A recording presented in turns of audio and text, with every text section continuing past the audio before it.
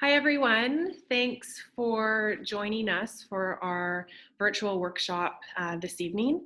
I am here with Erin, and we both work at Stepping Stones Counselling Group.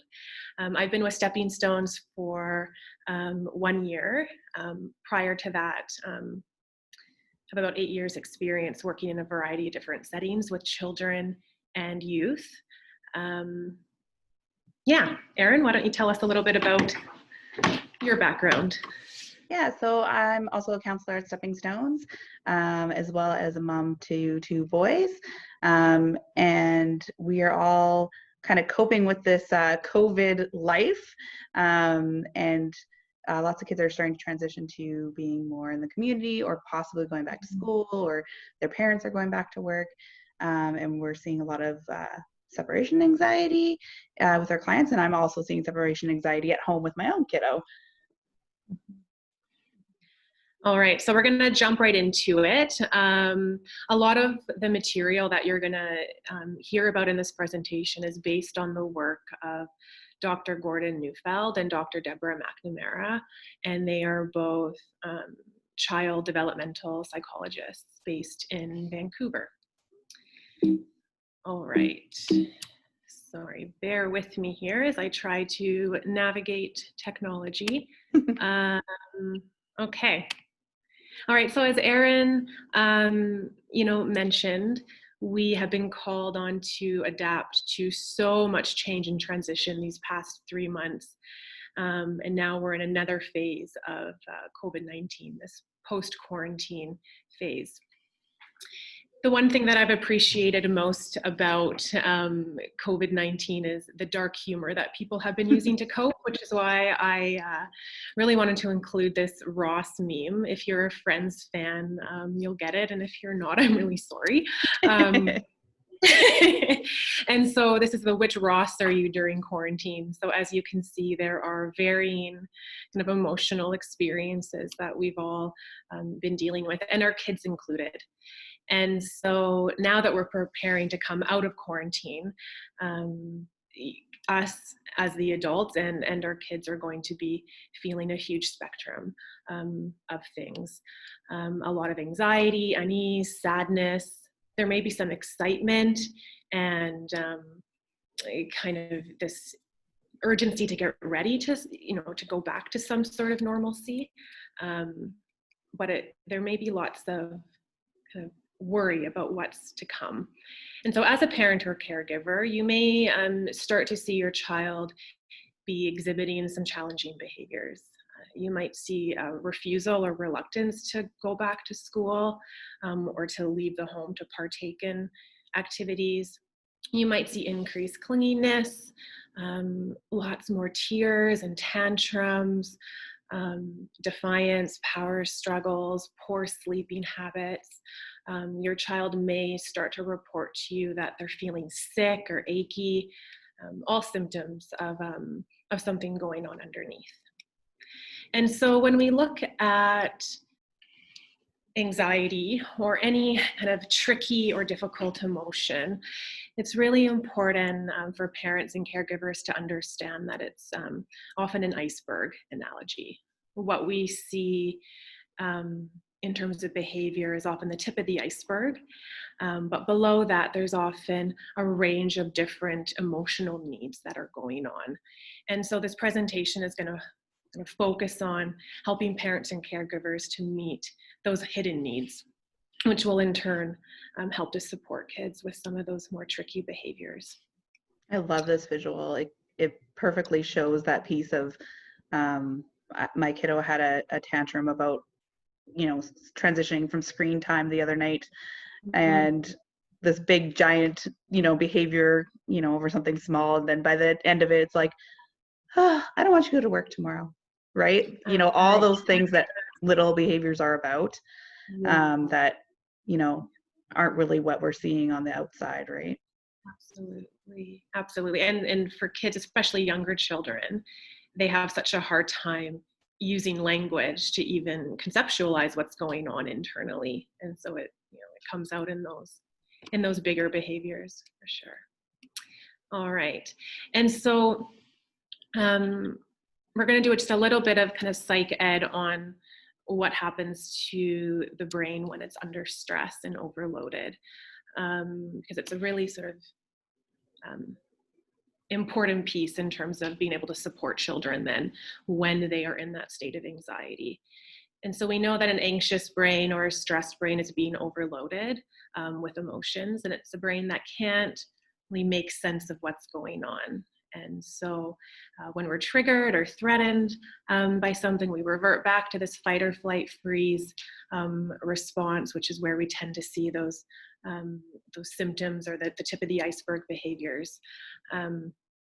When children are in this part of their brain, they have a really, really hard time remembering their coping strategies, thinking, planning, reasoning, calming down, all these kind of parts of their brain that our thinking brain is in charge of. And so sometimes as adults, we just, we'll tell a child to calm down, or we might say, well, you have nothing to worry about. It's going to be fine.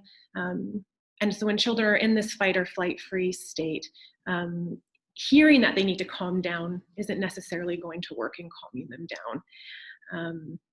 And so we'll talk kind of later on in the presentation about some ways to support kids when they're in that state. Really important for parents to remember that the surface behaviors aren't being done intentionally. Sometimes we get stuck in thinking that a child is behaving badly on purpose. Like a power struggle. Yeah. That children know how to, poke our buttons, or that they're being manipulative, which then in turn impacts how the adult shows up in that parenting interaction. And so learning how to support kids when they're anxious kind of takes a bit of a reframe and perspective. We want to be able to shift from this "my child is acting out" mentality to "my child is really scared and frightened right now and struggling to manage big feelings." And in turn, this is going to allow the adult to show up with a bit more empathy and compassion so we can support our child with feeling. I think it's that piece of like not meeting them in the crazy place, right? If we can stay calmer, then we can reframe our part of our thinking, part of our brains on board to help their brain come back on board too. Absolutely. Yeah, that a calm brain will kind of help a distressed brain to calm down. So with separation anxiety and what parents and caregivers may be seeing right now, we want to remember that it's not necessarily school or going to the store or going on play dates that's causing the anxiety per se. It's actually this notion that the child will have to separate from their people, from the adults who are protecting them and giving them that kind of safety net. Because we're all hardwired to be in relationship, children come into this world completely dependent on their grown-ups to look after them. Anytime that a child has to separate, then biologically creates this feeling of disconnect. Okay, and so when we are feeling unsafe or threatened, we have this very instinctual notion to keep close to the people that protect us. And this is where that clinginess comes from. When kids have to separate, they are being driven to want to keep themselves safe. And so they want to keep their parents close. And sometimes that might look like different behaviors too, right? So some kids it's going to come out as clinginess and tears. And for other kids, it might come out as picking a fight and prolonging leaving something and avoiding, right? Yeah, such a good point. And so then underneath that, some of this anxiety, children are wondering, who's going to take care of me now? And where do I belong?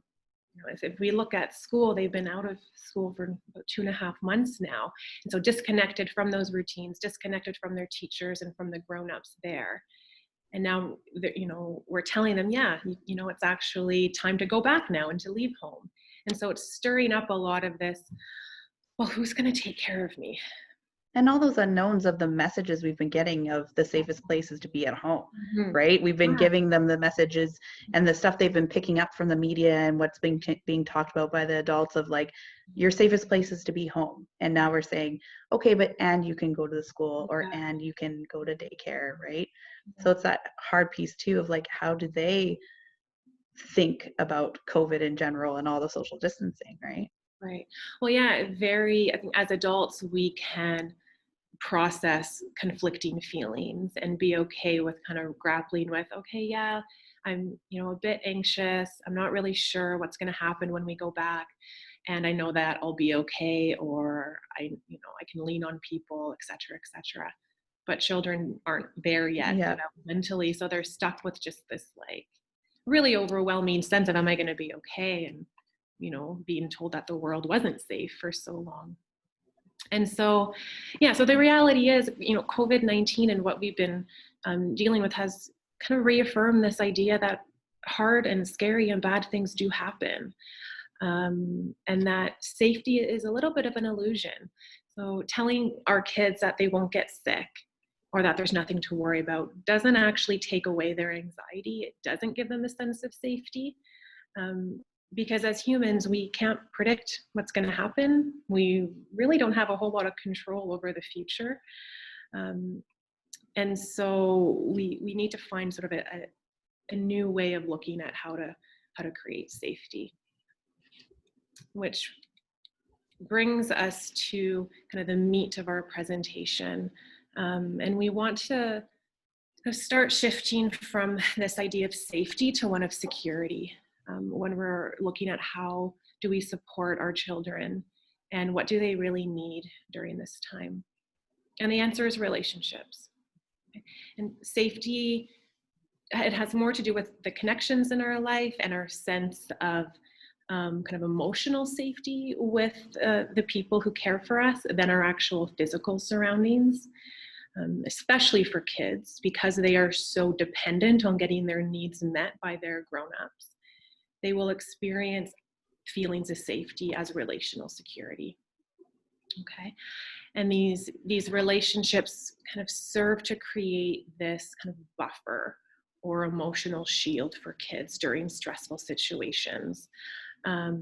Kids won't kind of face the stress head on. They're going to feel some of it, absolutely, and we want them to feel a little bit of stress. That's normal. But because they know that the adults in their world are going to care for them and guide them through it, they're not going to face the stress head on to the point where it's totally overwhelming and unbearable. All right. And so we really want to position ourselves as the adults in a position of guidance and leading, and kind of taking that captain of the ship stance, which I believe is on the next, might be a couple slides away. And so when we're looking at creating security in relationships, we want to look at how do we kind of protect our children emotionally and make them feel really, really loved and seen and heard. And we do this through creating relational bubbles. That's kind of an expression from Deborah McNamara that she uses. And relational bubbles really serve as protection during the hard times. And even though kids might be feeling that stress because of all the unknown and uncertainty, they know that the adults in their lives have their backs and that they'll take care of the really hard stuff. And so we create relational bubbles by really working on our relationship with their kids and focusing on creating this really safe and loving and nurturing environment. We want to be able to show up for our kids with a lot of warmth and joy, finding delight in them. We want to invite kids into our presence. And so finding ways to spend time together, asking our kids to do something before they have to ask us. We want to be able to initiate more contact and closeness than the child seeks out. And so this might look like being really spontaneous with plans, spontaneous with affection, hugs and cuddles and kisses, ending or letting the child end the hug first versus the adult ending it. We want to be able to share hobbies and kind of interests together to give that child a sense that, oh yeah, my parents want to spend time with me, or I have a lot in common with my parents, and that's really cool. We have this sense of shared interest. And then we really want to work to create an emotionally safe climate where children can offload and process feelings, which we'll talk a little bit more about later on. And these, this relational bubble piece and building that relationship being the most strong foundation will carry through for lots of different things, right? Mm-hmm. The people who can master this, their kids are going to look back and remember like all the fun stuff they did that year. They're not going to remember that it was scary or that they missed school and stuff like that, right? Like that piece of creating that relationship and that predictability and that safety is what they're going to remember. Absolutely. And it's such a feeling that kids will experience more than being able to, verbally, talk about, oh, I felt safe when mom did this, right? It's that internal sense of, I've got this, and things are going to be okay, even though they're hard. And so when we're looking at sort of how to be in secure relationships with children and how to ease some of that anxiety, it's really important that parents and caregivers take the lead. All right. And it is this kind of captain of the ship mentality where you are guiding and directing and leading your child through emotional storms while staying calm, staying confident, and giving the child this sense that, hey, I'm the grown-up. It's my job to keep you safe. I've got this. You don't need to worry about safety. I will, as the parent, I make those decisions. Your job is to be a kid, and I'll let you know what's going on. And so we really want to kind of come into that role of being a calm and confident leader, even if you don't feel like it. A lot of the times you have to fake it. Right, we're faking it till we make it, because grown-ups are scared too. We don't know what's going to happen. So a lot of the time we will be kind of giving the child a sense of this, even though we might not necessarily feel it all the way. Being in the lead and being captain of the ship for grown-ups means that we don't put our own feelings onto the child. So even though we might feel anxious or having a really tough day, we want to try to maintain this emotional climate of calmness. Children feed off feelings. We all do. We're, as human beings, we tend to take on feelings that are being, shown to us, whether through face-to-face interactions, on video calls, during phone calls. And so the more that we can maintain that calm and confident stance, our kids are going to feel that as well.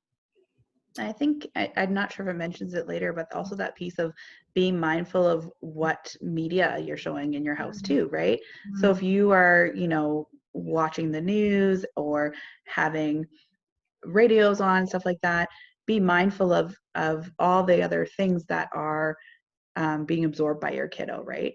Of, when is the appropriate time that you talk about those things. Maybe it's not the dinner table with your spouse.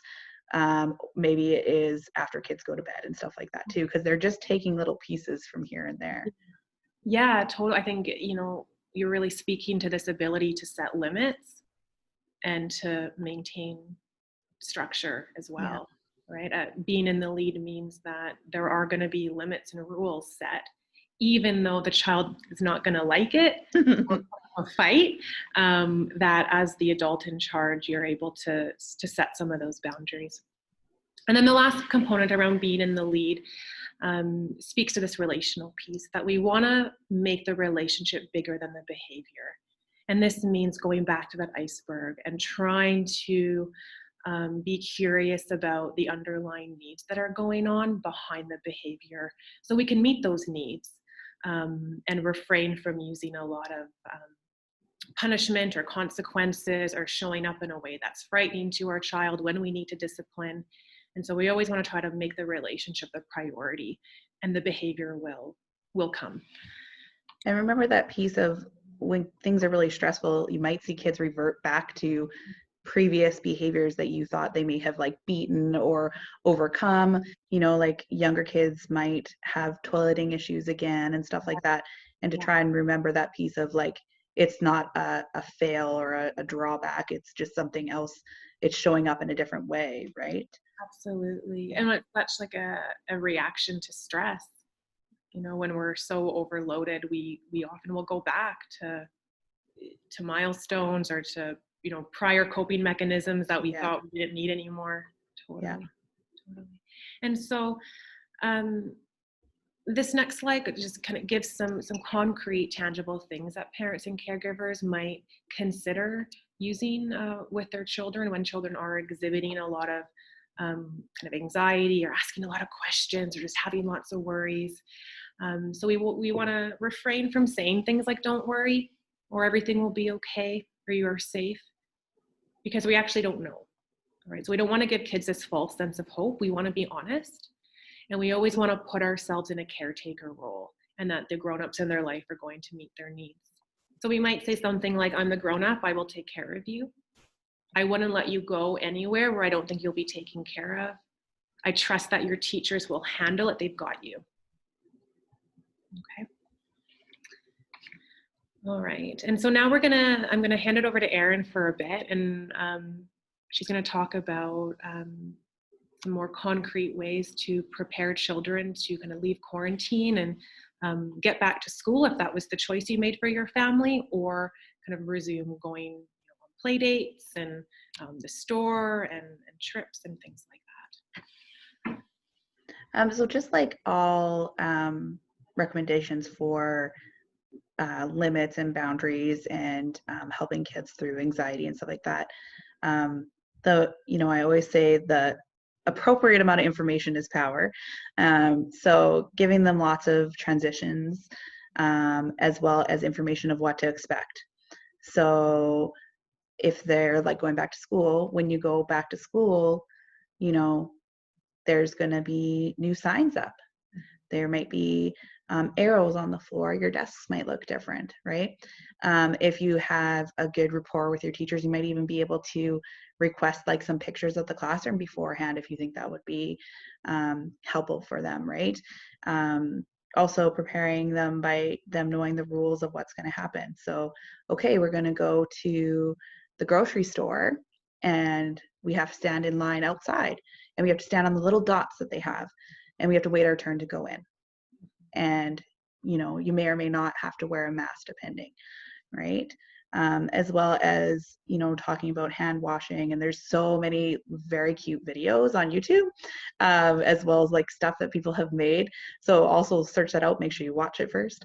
But, practicing, kids learn through play. I mean, that's their language and we'll talk about that later, but they learn through being silly. They practice through play, and play is a safe place to practice, right? So you want to talk about hand washing, social distancing, whatever they're into. Use an example. So for us, we have a dog at our house named Crosby. So we say, okay, you need to be 3 Crosbys away when grandma and grandpa come visit on the driveway, right? So kind of also make it concrete for them. Pool noodles, hula hoops, that sort of thing. Yeah, using things or items that they're familiar with. And this importance of parents doing it with their children. Yes. So it doesn't feel like it's this, being imposed on them or that they're the only ones who have to do it. Right. I think there's the practicing with can just help really reduce stress and give this sense of power. And don't assume that your kiddos are automatically thinking that school will be different, right? Like they're going to have this rigid sense of like, I'm going back to school, or I'm going to the grocery store, or I'm going to this place I've been before. They're going to automatically expect it to be and feel like it did before, right? And it might have a different feeling, right? Yeah. And I think, providing information about transitioning, but also providing information about what they may be feeling. Yeah. Right. Yeah. Totally. Oh, we found this great visual that somebody made, I think, in Boardmaker around wearing a mask, right? So I really liked it because it talked about, who might be wearing masks, why they're wearing masks, what types of environments, what the correct place would be. But my favorite part was the thinking part at the bottom that I'm so glad that they included was, it's going to feel weird, or it might feel like your breathing feels different, or, also there's going to be times when we wear it and times when we don't have to wear it. I really like that feeling thinking part. I also think it's important to share with kids how we feel in a safe manner as well. I feel a little weird when I have to wear a mask, and I can't look at someone's mouth when they're talking. We're teaching so many kids to like look and pay attention and look at people's face and stuff like that, and now you can't see half their face, right? Totally. I think naming how hard it is, and that it's weird, and then it's different, and it doesn't feel good all the time. And it's really important for kids to hear that coming from a grown-up too. And I always want to teach families to use ands instead of buts. So yes, it might feel weird, and we will be okay, and it's only for a short amount of time, that sort of stuff too. Yeah, there's such power in that. This comes back to that play piece of that practicing. So for some kids, it's going to be varying degrees of separation and anxiety. Some kids, are going to fly out the door and be like, I can't wait to see my teachers and my friends, and, or go to grandma and grandpa's house or do these things. And other kids, might be on the other side of the spectrum where it's like, if you're in a different room with them, they're like, hey, you still here, right? So depending on where your kid is, meet them where they're at, right? So wherever their comfortable threshold is, that's where you start your play and your practice. So if it's a kiddo that is really attached to you, you start there. So you might practice being in separate rooms of the house, and maybe you have walkie-talkies or like a string that you guys can both pull on. You might, if you have, a safe fenced-in yard, maybe the kiddo's outside and you're inside, but you have the window open. And also that piece of getting used to novelty. We all kind of have our routines. Humans love predictability, so we usually do the same types of walks, visit the same, outdoor spaces, do the same drives, that sort of thing. So go on different types of drives, go on a walk in a different neighborhood, and create that piece of like, we can, be around other people at a safe distance. We can go other places. If you have a kiddo that is attached to more to one parent or caregiver than another, if you have that ability of practicing, we do that a lot at our house. My kiddo is, thinks that he can't go to sleep without me, right? So we've been practicing a lot of this piece of like, you are safe and you can do it, and daddy's got this. Even if you have a panic attack, daddy knows how to deal with that too, right? Not just me. But we have to reinforce that. So that also means that I have to be okay if daddy needs to help him, right? So kind of practicing some of that. And if you're starting to move into visiting like with grandparents and stuff, maybe you head into the house and do some errands while they're having their social distance visit in the yard, that sort of thing. So they just their body can get used to that, having that kind of surge, but not a flooding. So I'm a little bit anxious and now I'm okay, right? So when we're like this, that's where we can still learn. If we're like this, we can't learn, right? Absolutely. Yeah, that gradual exposure. And so kids learn how to tolerate it and not get flooded. Yeah. I like the piece around letting them practice to create kind of bravery and resilience. Right. We want to give our kids lots of opportunity to practice doing hard and scary things, slowly and gradually, of course, and really cultivating this sense of, I can find my brave part, or I can feel anxious and brave at the same time. Right. It's that holding. That relationship piece will always bring them through, right? Like I can go out and I can come home and have my place. Right? Absolutely. All right. What else do we got here? So you also want to start doing that piece where you are almost like transferring your relationship with somebody else, right? Bringing other people into the fold. So have your child have trusted adults. And I always say like more than one adult, like when I'm giving recommendations to parents for school. Like they need to have a relationship, not just with their teacher, because what if they have a sub that day? Yeah. Right. So they're, you know, the librarian, the people at admin, the principal, the school counselor, you know, you want them to have a connection with these adults before things are going south, right? Like they should just be saying like, hey, how's it going? You know, and kind of transferring some of that safety onto other people, but also onto other spaces, right? So it says like driving around the school grounds. We have picnics at the school in the field, remembering, you know, school is a safe place. This is a fun place to be. We can play soccer here. We can run around.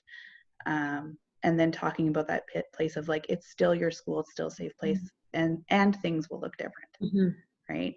You know, you may not be able to, if you have younger kids, like hug your teacher or give your teacher a high five, but you guys will figure out a different way to greet, and they're still going to be really excited to see you, and they are capable of taking care of you. Yeah, I think this message that adults will take care of, you know, whether it's coming from a parent or a teacher or other staff in the school, that children can fully go to those people and get their needs met and not have to take it all on themselves. Yeah. Right. And no, go ahead.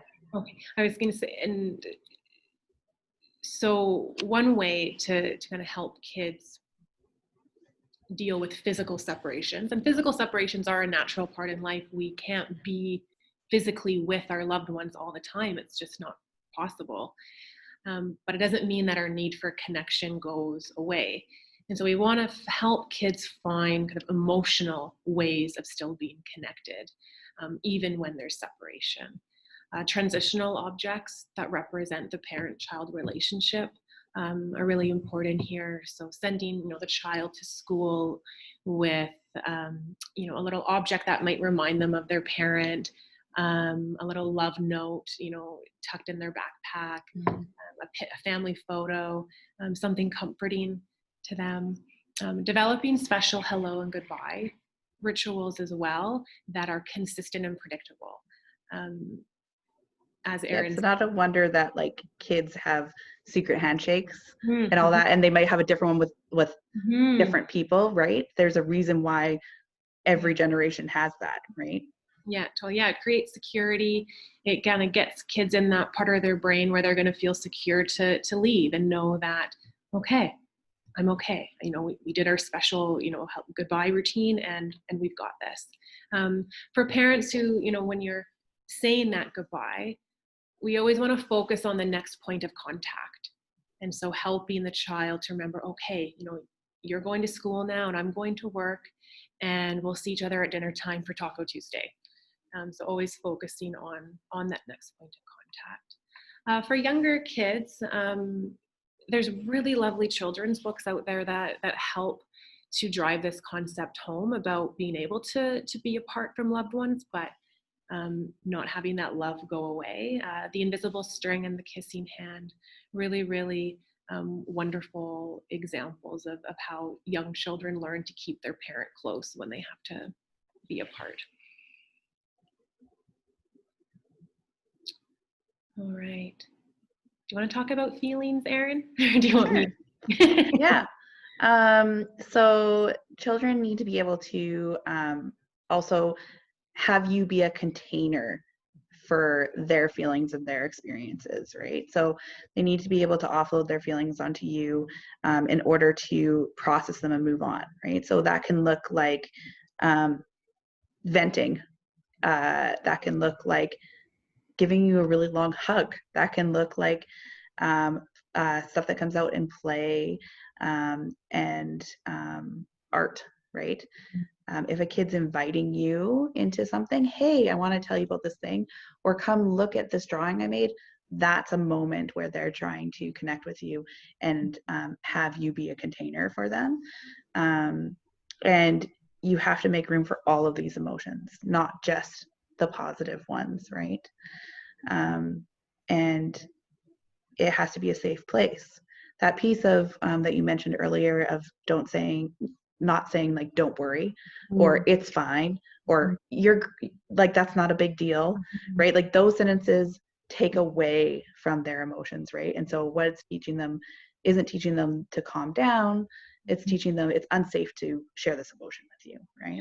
So having the empathy and that validation of like, oh, that must have been like really hard, or, you know, how can I help you right now? I see that you have big emotions, right?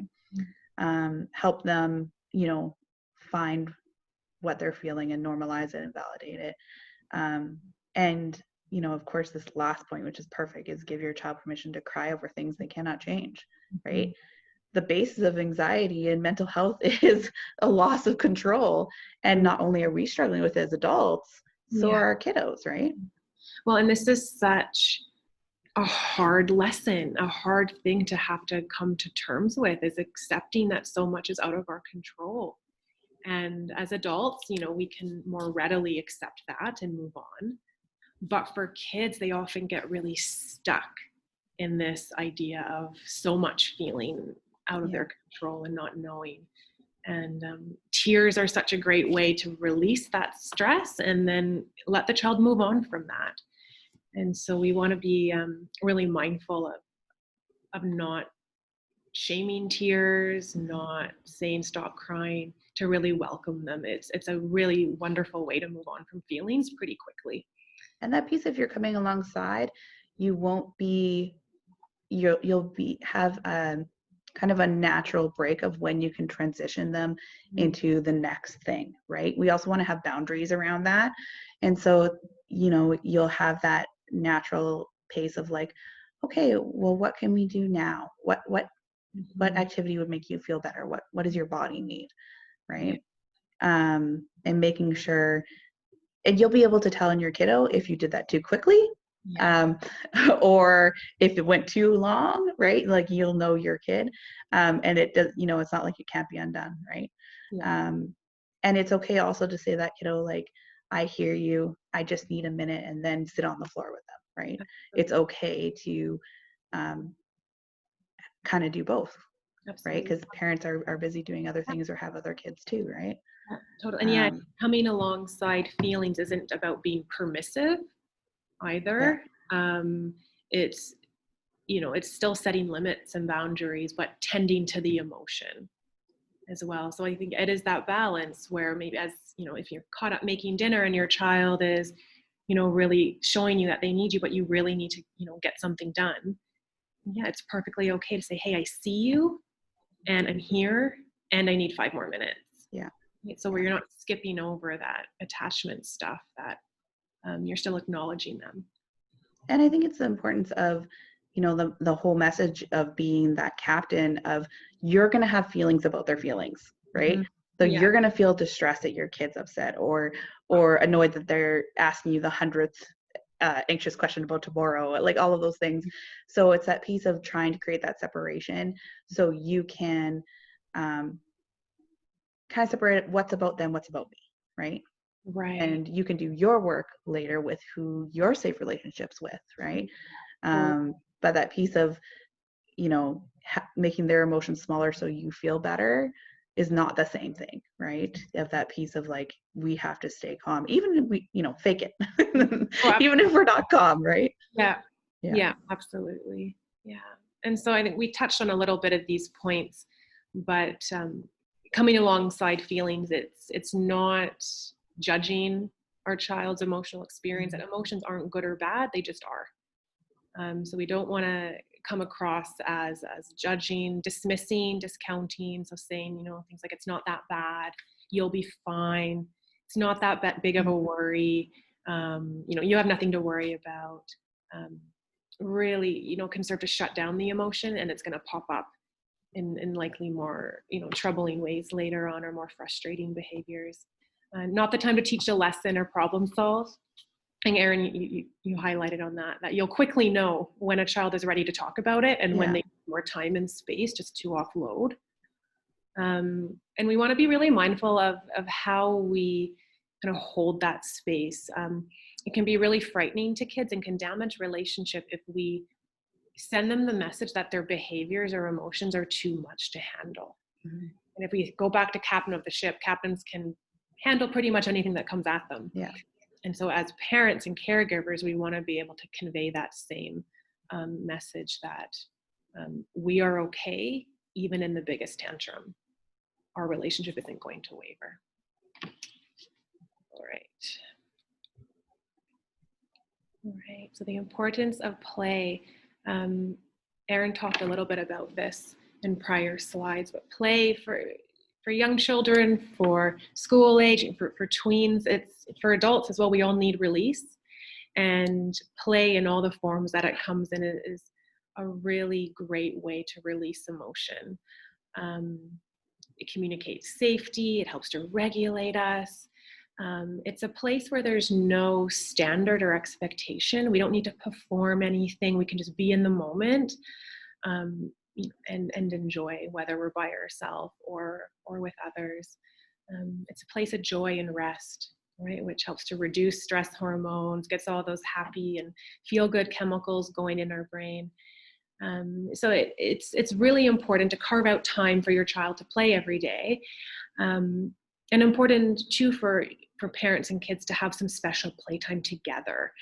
Not only for some of these benefits that play has, but also to build relationship and to fill that emotional cup by spending some of that one-on-one time where we're giving our kids that undivided attention.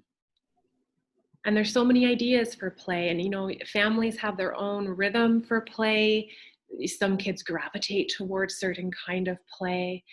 And so, parents will kind of know what their families need and what their kids like. And, there's endless opportunity here. Everything from sensory play, dance parties, building things, sword fights, gardening, charades, crafts, baking. Lots of opportunity to get that need filled. And I always say make sure that there's time where you're playing, where everybody has a chance to play with each other, but also, if you have multiple kids, that piece of having some alone one-on time with the caregivers as well, right? Yeah. So we do like dates at our house. We have an 8-year-old and a 3-year-old who, get along half the time. But that piece of like, sometimes we're divide and conquering and one's going on a hike with me and the other one's at home drawing and doing stories. And then the next day we switch, right? Like having that time one-on-one, and then, we'll all do hide and seek together, or all do a dance party or do yard work, right? Yeah, that one-on-one time where siblings don't have to compete for the attention for the parent. All right, and so as we kind of get into the end of our presentation, some reminders. We really want to try to stay in the lead no matter what. When children get stuck, and stuck kind of in that tip of the iceberg stuff where they just might be having a lot of kind of big emotions that go on and on and on, kind of that quick to anger, lots of worry thoughts. Remember to go back to relationship as a starting point. You can't really go wrong. You can't make things worse when you go back to helping your children feel secure under your care. Relational bubbles are crucial during times of stress and the unknown. They protect children's sense of safety in the world and give them a sounding board when things get hard. And so there's a couple kind of main points down here in the last bullet that we want to keep in the forefront: connection, caring, emotional expression, and play. We all need these things, not just kids. So when the adults are under stress as well, these are things that our emotional tanks are always going to need. And so making sure that we carve out time for ourselves to get those needs met, but then also for our kids.